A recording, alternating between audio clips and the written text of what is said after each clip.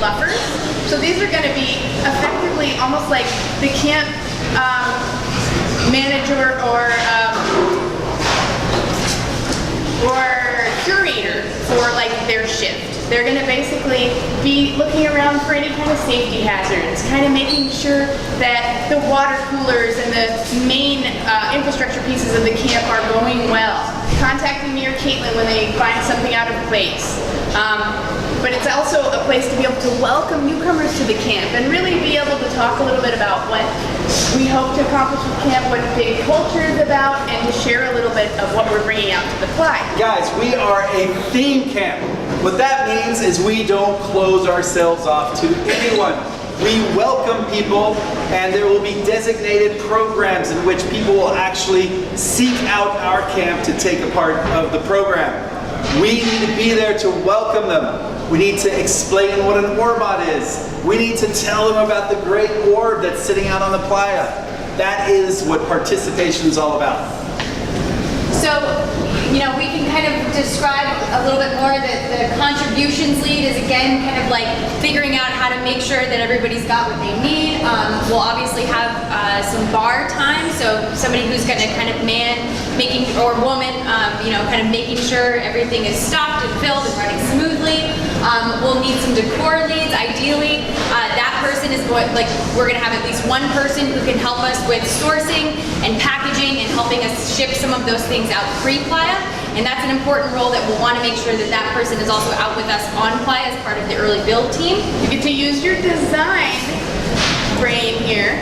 If you're a type of person that actually decorates your home for the different seasons, you have the gene that it takes to decorate this camp. It's just times 10. If you don't decorate your home during the seasons, maybe don't sign up for the decoration. You can be part of the Leave No Trace Lead. Yes. And the Leave No Trace Lead and the management team, the waste management team, will be working closely together. Again, we're hoping to have a relatively robust waste management system that it really helps us contribute to that Leave No Trace, and also hopefully gives us a name within the Burning Man community as holistic forward thinkers about how we're managing that. Whoever has said that they have a low carbon footprint, this is where you can show off and walk the talk. Yes. We are going to be a zero net energy and a zero carbon footprint camp. Some of that was a lie. So I want you guys to actually take it seriously. Leave no trace behind. The placement lead is somebody who's going to help us with some of the tent little signages so that we make sure that when you guys all arrive, the majority of the people all arrive on Monday. Don't go anywhere, Martin. I see you. Martin, come back.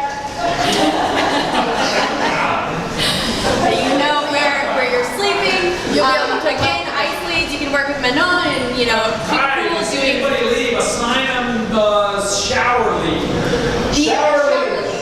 We need someone to help us design the shower platform. Yes. And figure out the system that we're going to use so that everybody can stay nice and squeaky clean out on the playa. And again, we've got experience, so we can kind of work with you and what that looks like. But again, this is all calling out all designers. I know that you're all very creative, so it's just kind of getting your eyes on that. What's our nickname for someone who doesn't sign up for anything and just expects everything to be done for them? We fondly Sparkle ponies! Can everyone Sparkle ponies! No one wants to be a sparkle pony. That's someone who shows up, wears lots of pretty costumes, and they're like, I'm ready for Burning Man! If we find in the first few days that you are a sparkle pony, we will make you wear an outfit that is customary to sparkle ponies. This is a participatory event. And kitchen lead, people that are fond of cooking or just kind of want to generally help support the kitchen team. We're going to have a great kitchen team, and so ideally the kitchen leads are going to be kind of consistent throughout the time that we're out there to kind of really work with them to make sure they have what they need. Put the leads that you would like to be on the sign-up sheet. If you've already signed up and you now see the exact lead you'd like, grab that sign-up sheet back, put the lead that you'd like to be. Keep going, hurry up. Reading back to contributions. DPW lead is going to be an important interface with Burning Man and with our vendors. So that's like when the trucks come by to pump out our wastewater or bring us new water, you'll be able to help direct them. You'll know which tanks get filled with what and be available to answer questions. So that's a really important one, and also fun because you get to meet lots of outsiders and have the connections with all of our key resources. Yeah. I want to move back to the contributions lead and just explain a little bit more about what that one was. So everyone in the camp will be having a daily contribution. That's a chore. It's about a 4-hour shift where you'll be helping, likely in one of these areas. There's a few other areas that aren't mentioned here. So everyone is going to be having a shift every day of about 4 hours. If you're a lead, you will be kind of controlling or knowing what area you're going to be in.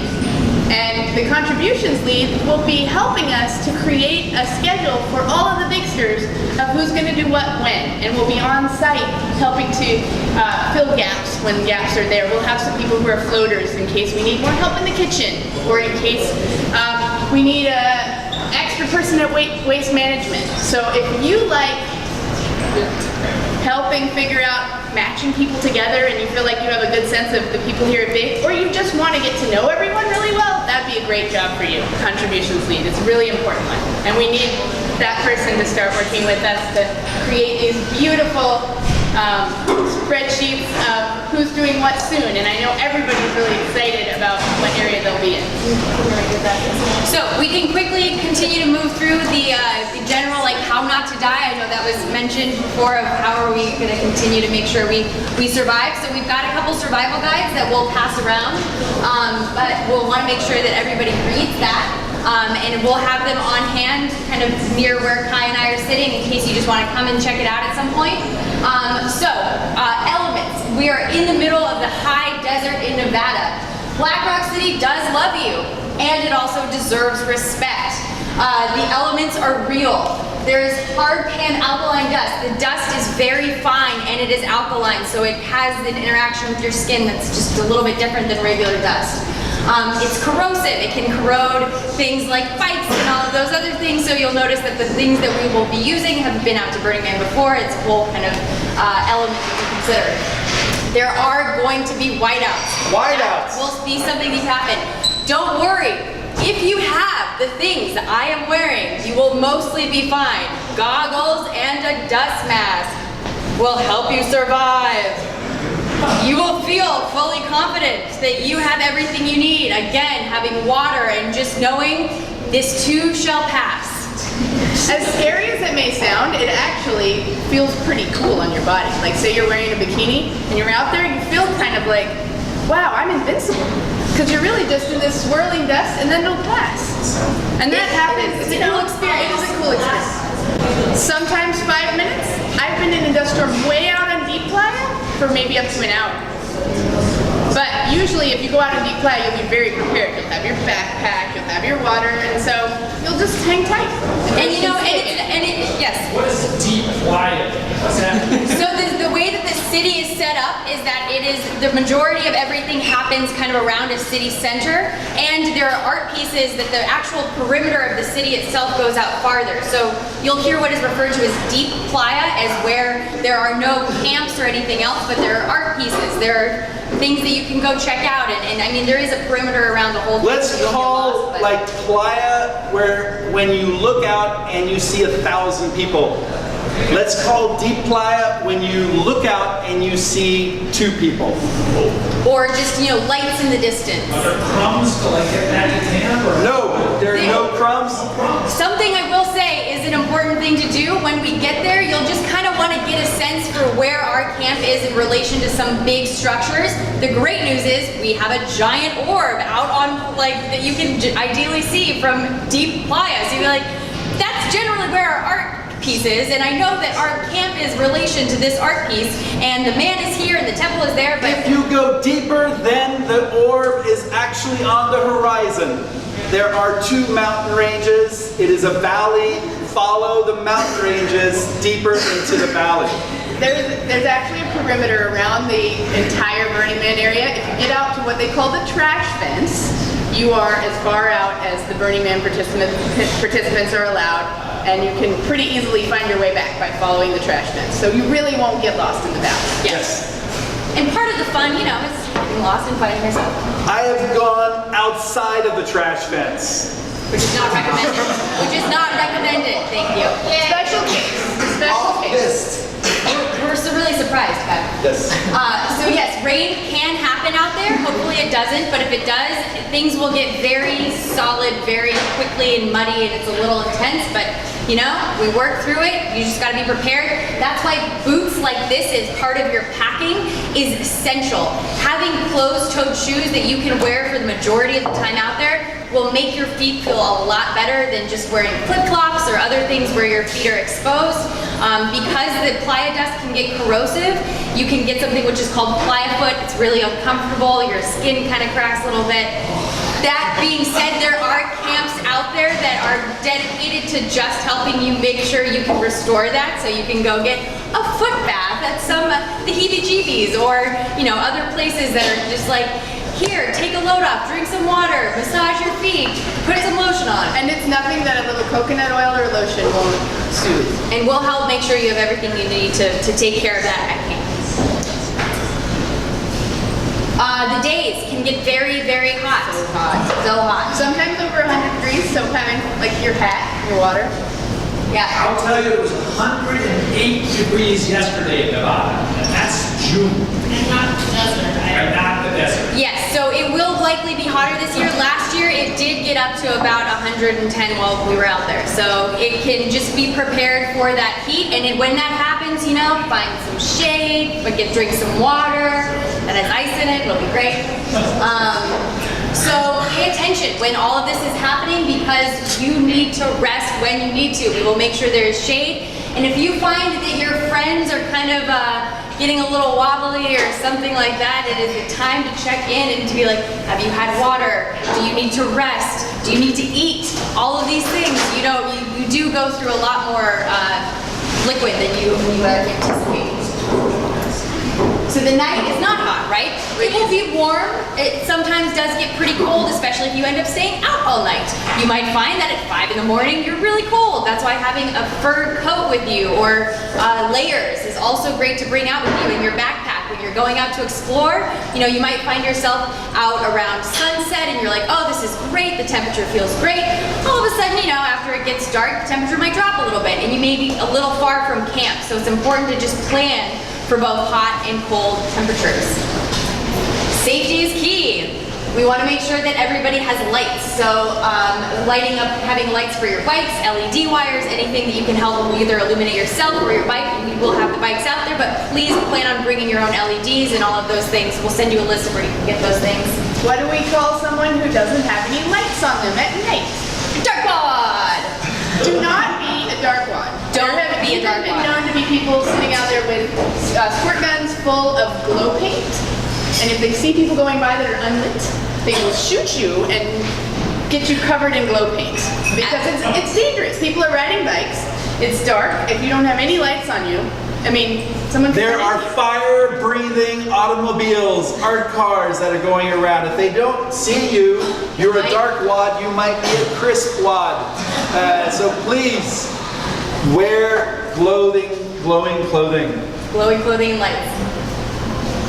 So fire safety will help make sure we've got our important fire safety going on, and you know, just obviously follow common sense when you're out at a giant art piece. Don't stand right next to it and touch it. It's breathing fire, obviously.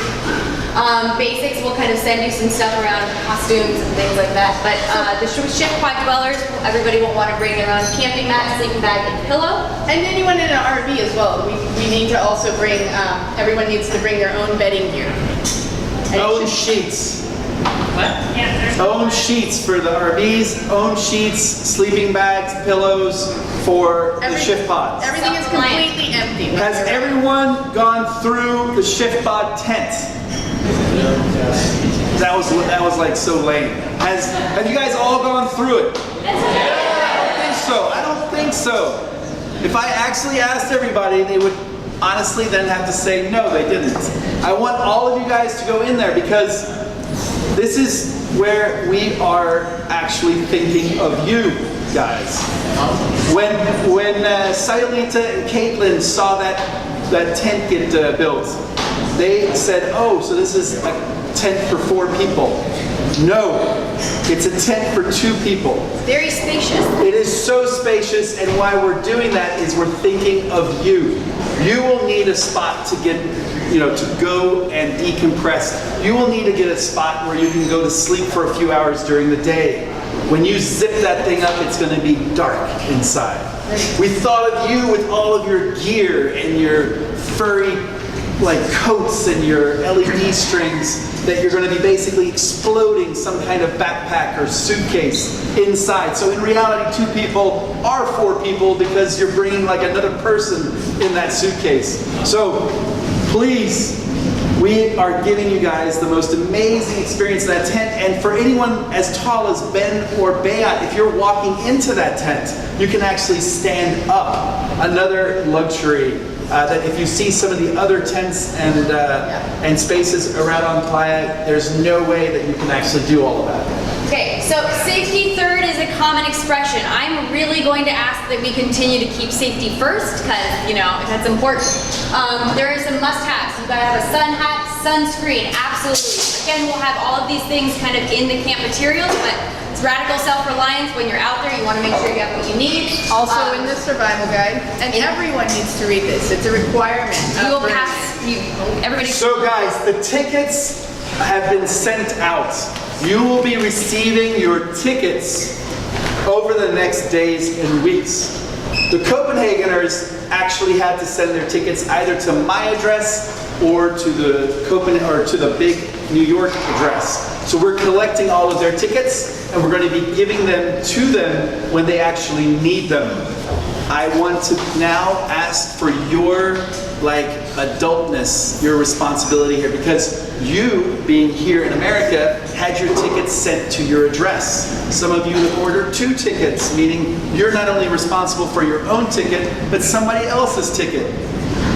That ticket is golden.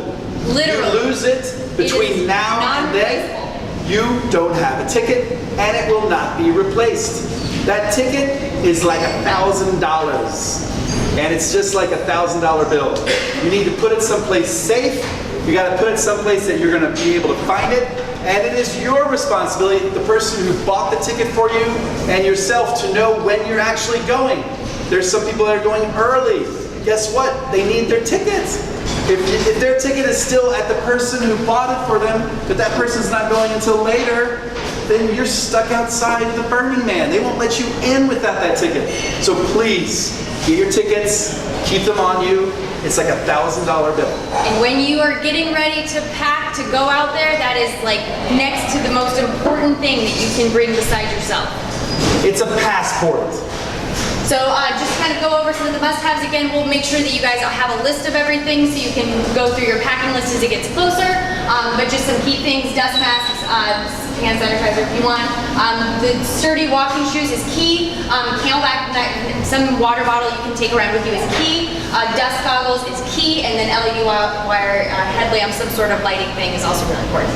And there's a variety of things that you can get that glow, whether it's glow sticks. It doesn't have to be Elvire, but the more pieces of glowing equipment that you have, the better it'll be, especially if they start to run out of battery.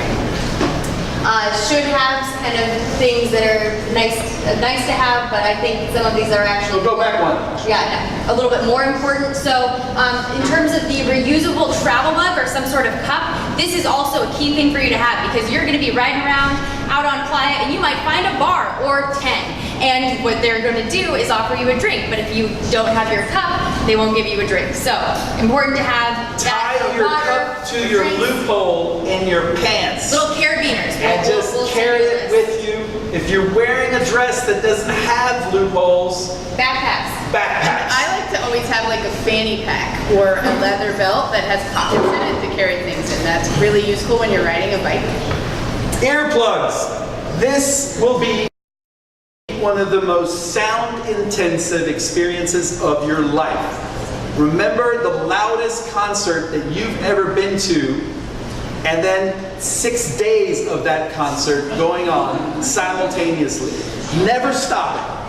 So the only way for some people can sleep through anything, but some of you guys will be completely sleep deprived if you do not bring those earplugs. And just to also let you know, we will make sure that you have there are earplugs at the camp, and there will be earplugs around. But yes, We will plan have the on crappy bringing them. earplugs, the tiny little ones Orange ones. that pop out of your ears while you're sleeping. If you want good earplugs, like the industrial earplugs, bring them on your own.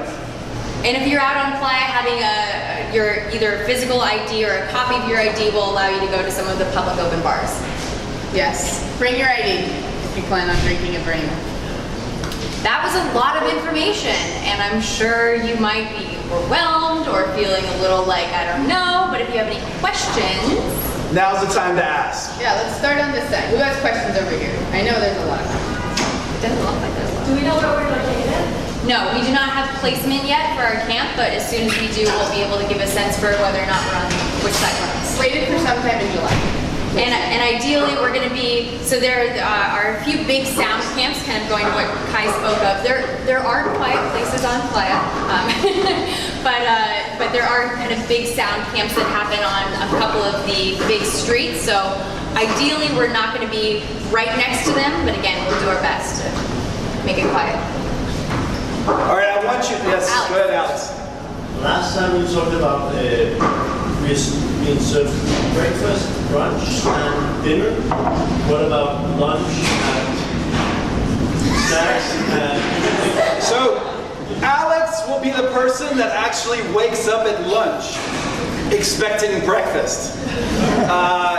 We have what's called brunch from 10 to 12 every day, and we will have dinner at sunset and 2 hours thereafter. Sunset's around 7:30 in the playa in late August, so 7:30 to 9:30 is a good bet. There will be food at other times, large bowls of different things, fruits and different Snacks and other kinds of snacks and nuts and protein. So you're going to be able to nosh, but there will be 2 meals that are planned. We're expecting everyone to sit down. We'll have actually tables just like this for 250 people that you can actually all come and sit, because we want those meals to be the point where we all get together and share our experiences from the days that we're there. I think some of the coolest shit I've ever heard was not, or seen, was not because I discovered it, it's because someone told me about it, and then I went there and discovered it on my own. So the sharing of experiences is extremely crucial in actually seeing all of the good stuff that's out there. Also a good idea to bring like a few protein bars if you're a person who likes protein bars or trail mix. So when you're out about in the playa and not at camp, you have a little snack. A lot of camps serve food as well, so you'll drive around and find a miso Grilled soup camp cheese. or grilled cheese or a variety of other things.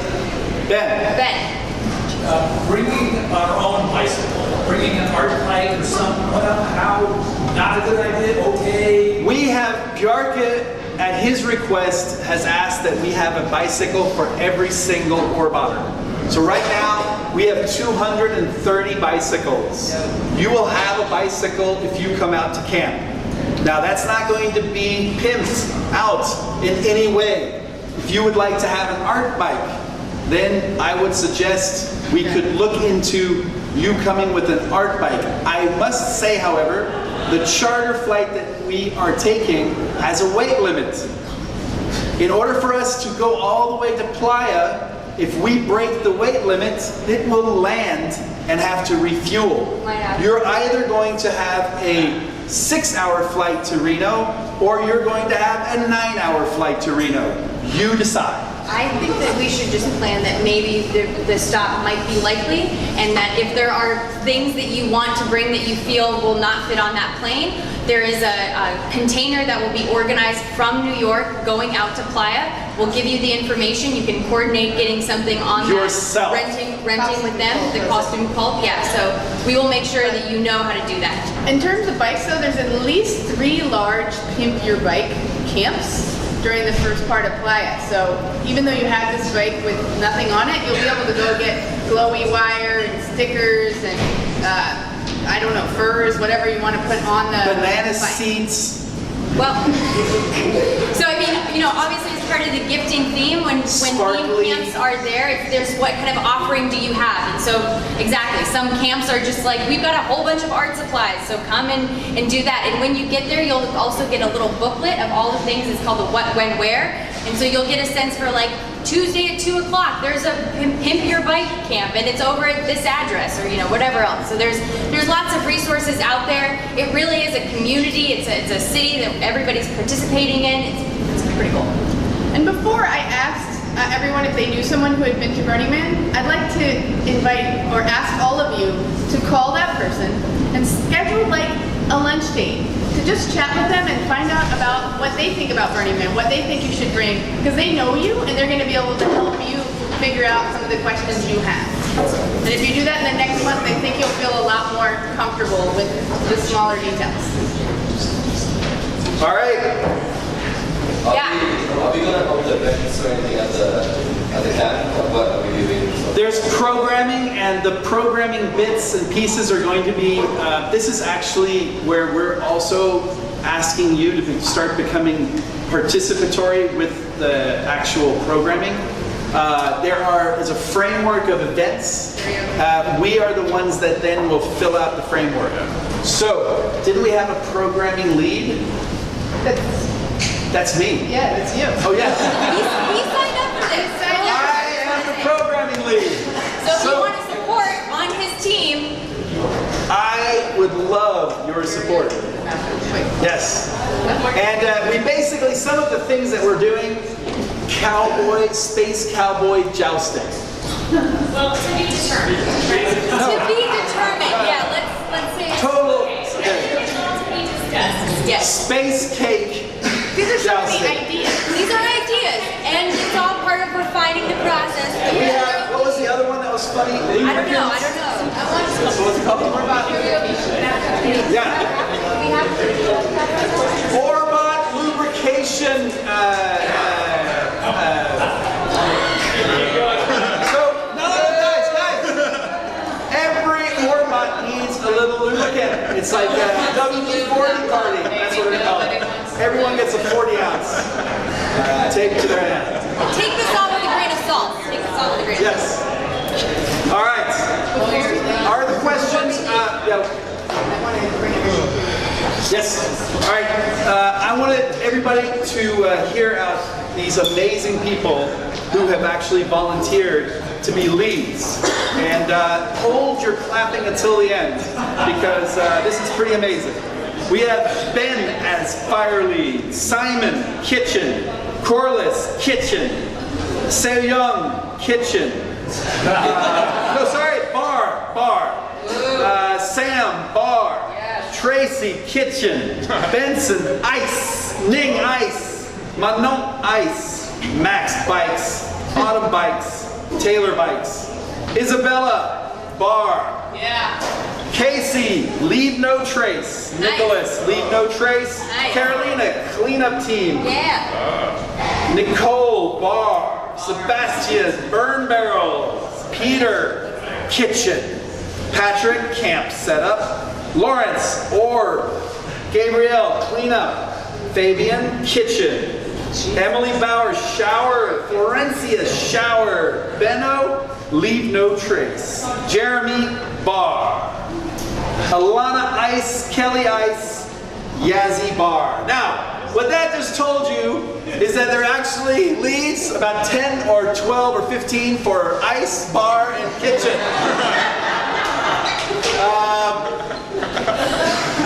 We'll have to read. Do we have your approval if we, the three of us, now take that you really want to be a lead, and we will throw you around onto the different leads? Is that okay with everybody? No! Give the other people the lead that didn't sign up. I was there, they had a chance, they blew it. No, Ben, Ben, what you don't understand is they have even worse. They're going to contributions. Yes. So if you're a lead, you're actually telling the contributors what to do. There's no worse cut. There's no word. Thank you. Thank you. There's no words. Anyways. Everybody is No, there is actually one person I have to call out right now because there was one of you who signed up as a Sparkle Pony to begin with. Who do you guys think signed up as a Sparkle Pony? Huh? Who said Daniel? Daniel Sundlin signed up as a Sparkle Pony. So, on the first day, Daniel will wear the Sparkle Pony costume, and every day it will be inherited by the worst offender of the Sparkle Pony Brigade. All right, Sayalita would like to take a photograph of everyone, so please, everybody come up here. We're going to take a group shot. Please.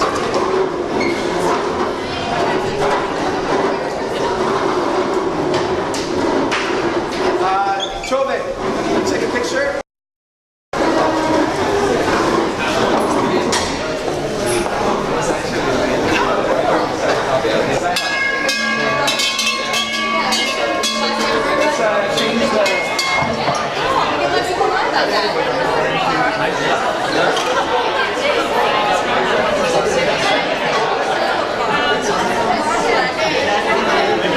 I just want to remind everybody that if you have not signed the sheet, you will be required to watch this awesome video that was being recorded. So sign the sheet, 'cause obviously you're here. And then make sure you sign the sheet. Where's Kai? Kai needs to get here in the front. All right, we got the backdrop. We're good. No way!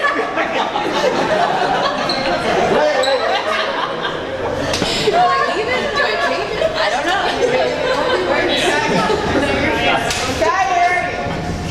No, go back, go back. All right, tell me Go back to that one. No, not that flash shot. That one. Okay, very good. All right. All right. You ready?